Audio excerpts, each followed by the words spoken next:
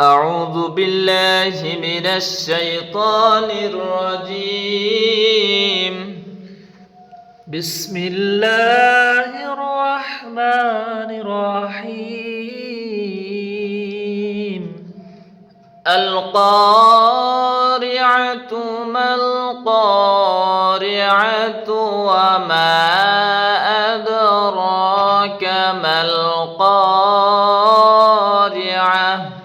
يوم يكون الناس كالفراش المبثوث وتكون الجبال كالعهن المنفوش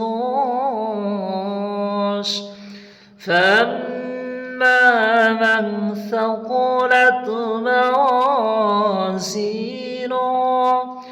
فهو في عيشة راضية وأما من خفت موازينه فأمه هاوية وما أدراك ما هي نار